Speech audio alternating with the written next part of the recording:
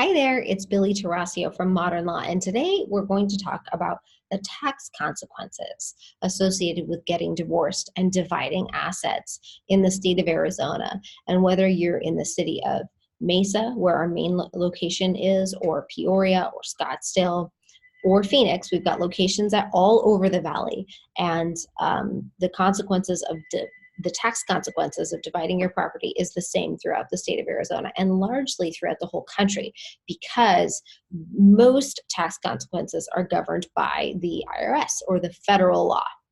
So here's what you need to know.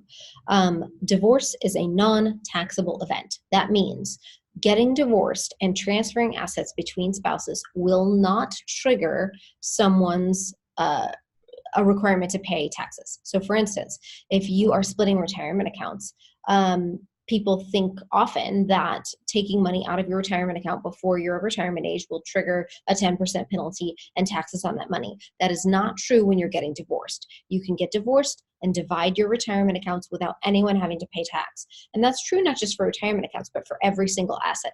But here's the thing you need to know. The basis of the asset transfers to the spouse who keeps the property. Now that's a complicated thing that I just said, so let's just break that down. If you own a home together and you buy this home for $100,000 when you're 20, and you get divorced 30 years later and it's worth $1 million, we're just going to use big round numbers, the gains on that house will be taxable. Okay, so above a certain amount of money, because you get a certain amount of money tax-free when you sell your primary residence. So that's why I made the difference $900,000, because if you sold that house right now for $1 million, the $900,000 of gains would not all be tax-free. Some of that money would be taxable. And if we gave the house, let's say, to wife, she would be responsible for the payment of those taxes upon the sale of the house. They would not be divided between the two spouses. Whoever takes the asset takes the tax consequences that come with the asset. Let's take another example. Let's say you have two homes, a marital home and then a rental property.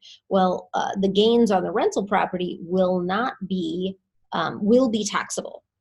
So if you buy your rental property for $200,000 and then you want to sell it later for $300,000, $100,000 of gains will be subject to tax. So if you are awarded that piece of property, it will come with the tax complications or the tax implications that are associated with the property.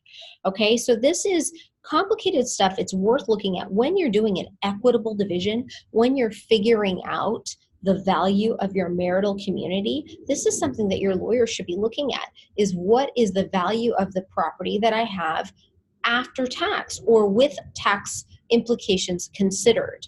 Okay, because some money, for instance, a Roth IRA is worth exactly what it's worth because you've already paid tax on that money. So when you get it back, you'll get it back tax-free.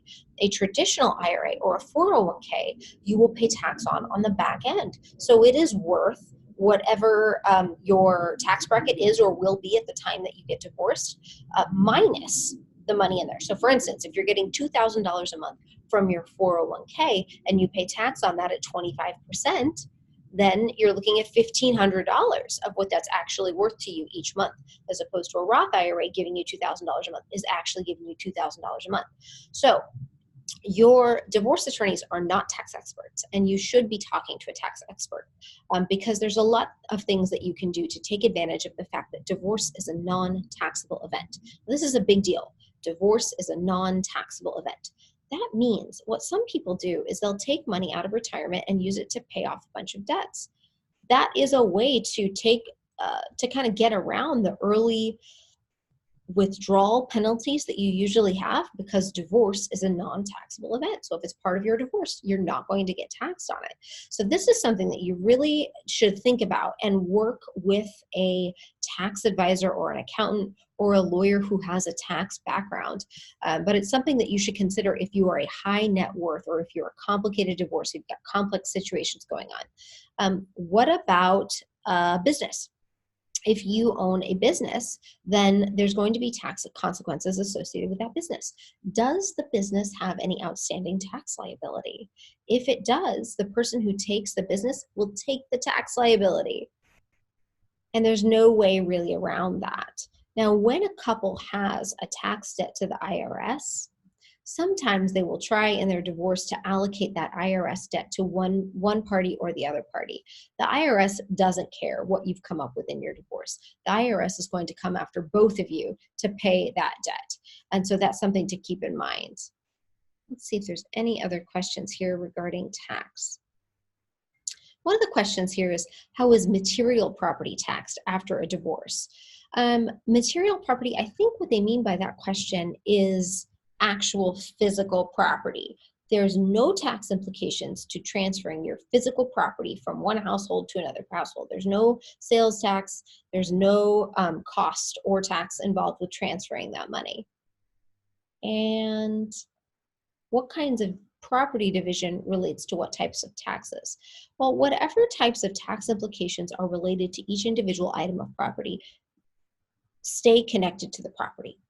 And even though nothing happens upon the divorce, when the property gets transferred, whatever tax consequences come with that piece of property are transferred. So when you are coming up with the list of what property you have and how you want it to be divided, you might want to add an additional column to your spreadsheet that says, what is the after-tax value?